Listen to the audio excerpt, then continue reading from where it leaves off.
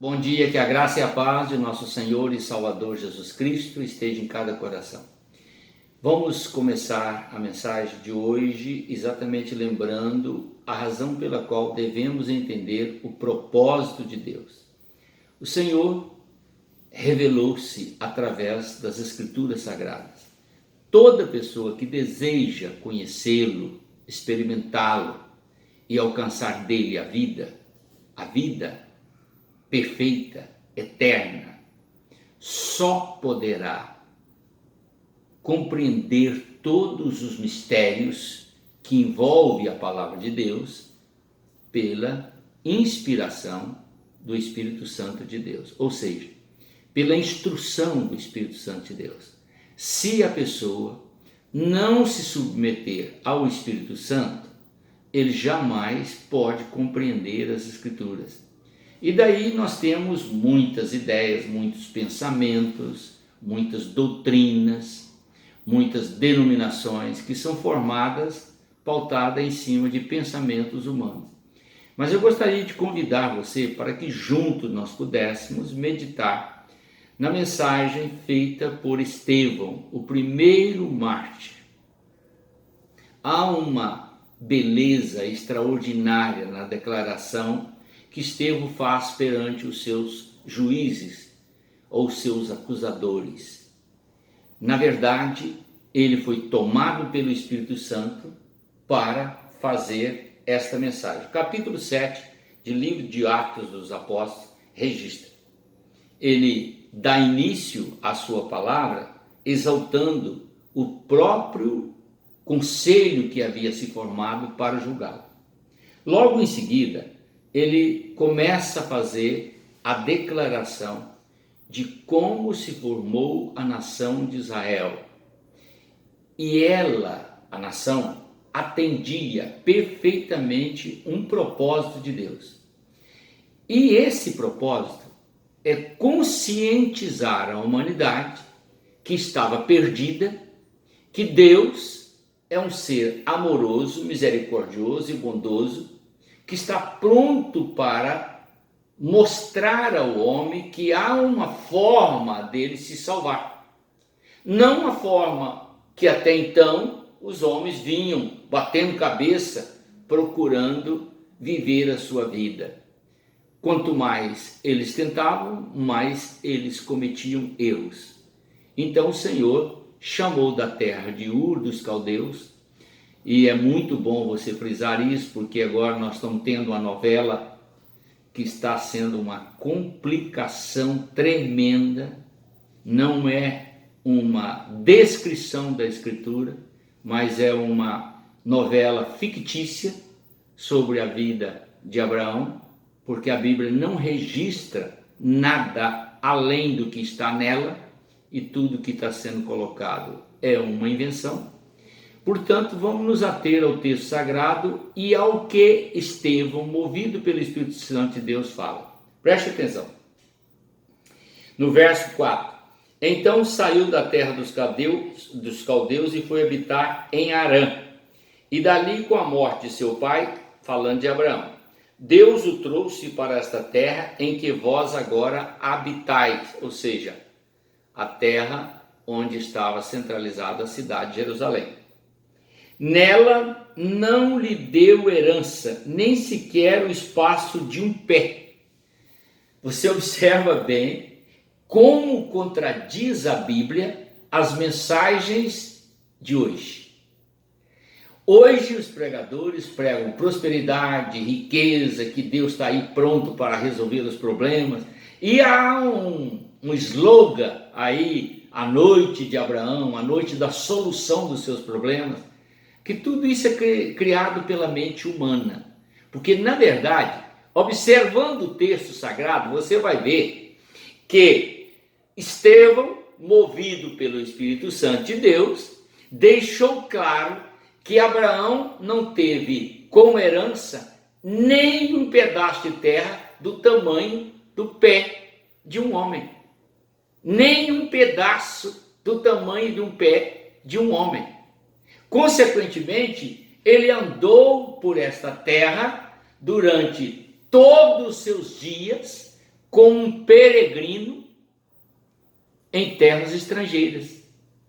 Em outras palavras, ele estava a serviço de Deus, atendendo um propósito de Deus, não adquirindo fama, riqueza e possessões na terra.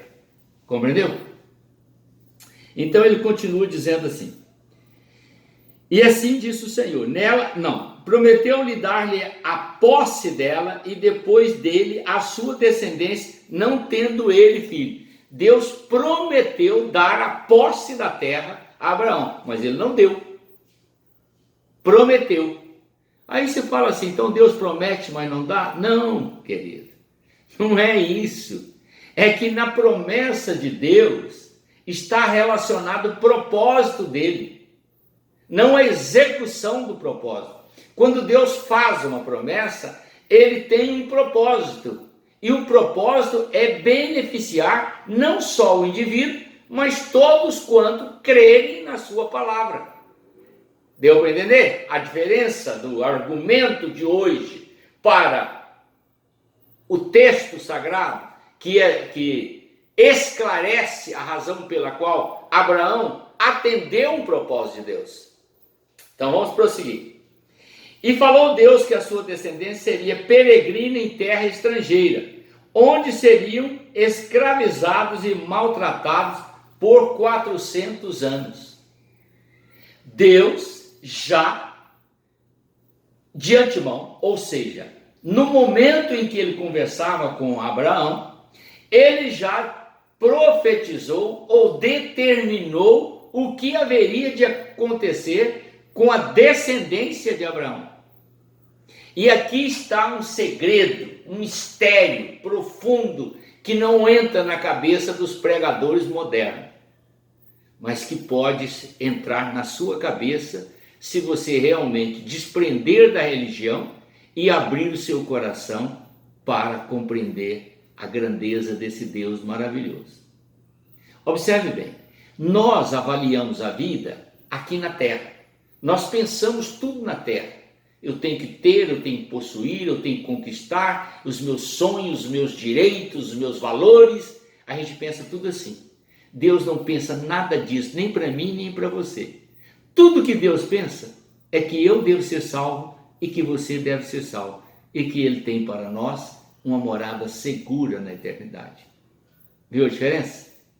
Você não vê um pregador moderno falar isso. Você vê ele falando com você que você vai ter possessão, você vai ter riqueza, você vai ter isso, você vai ter aquilo, e que Deus vai te dar. Ele não prometeu isso para ninguém na terra, nem Jesus no seu ministério. Ao contrário, ele disse: não ajunteis tesouro para vós na terra, onde a traça é ferrugem, consome, mas ajuntai tesouro no céu. Então todo esse processo está de uma forma clara para quem deseja compreender a verdade.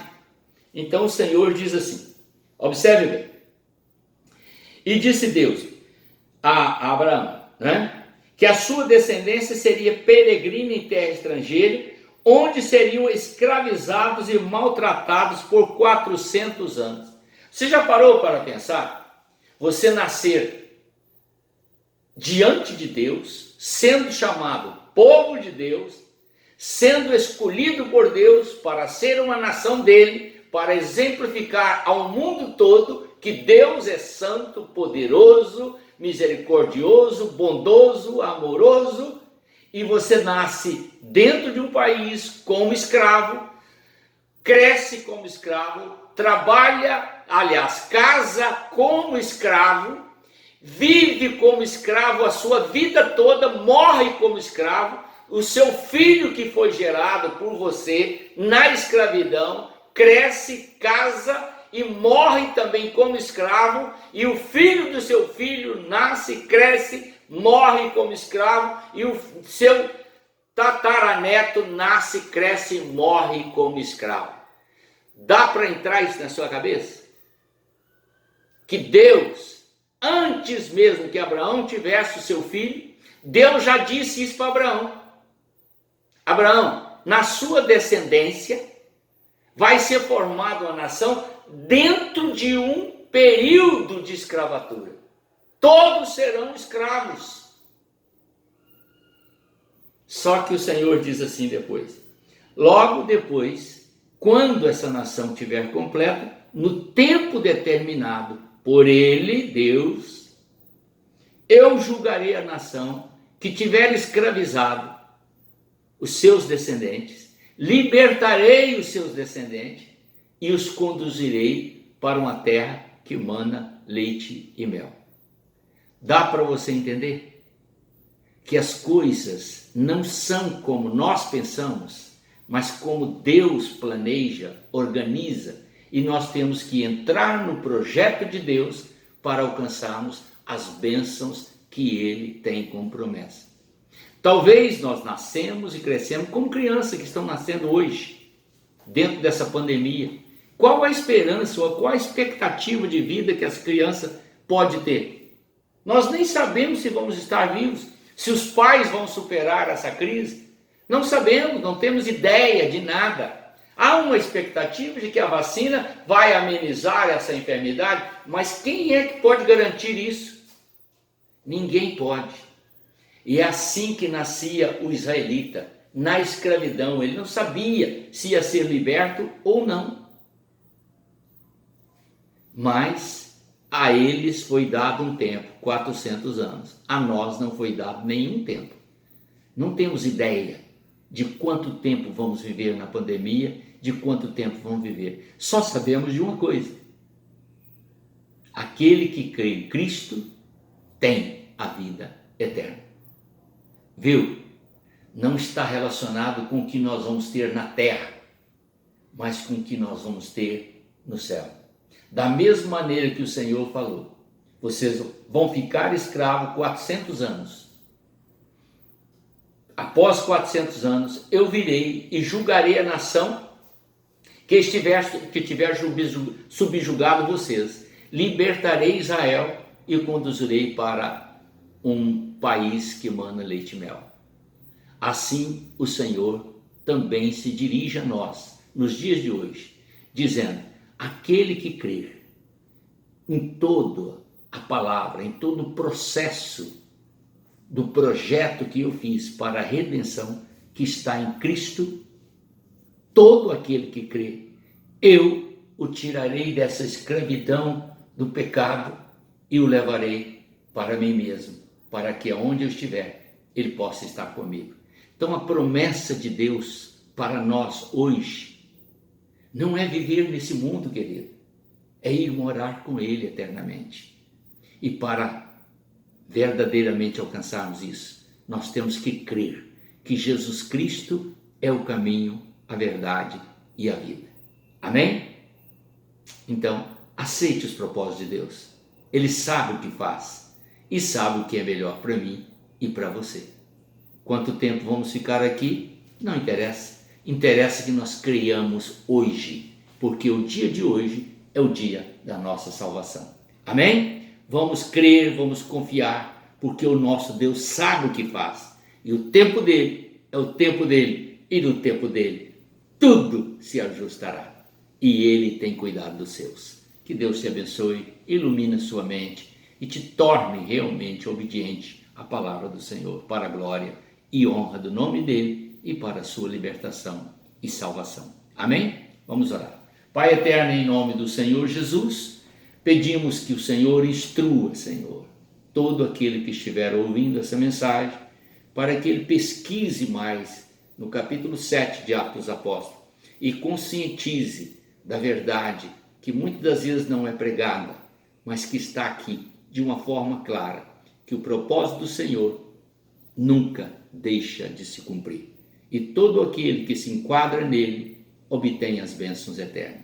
É a palavra que eu te peço, apresentando ao Senhor, em nome do Senhor Jesus Cristo. Amém.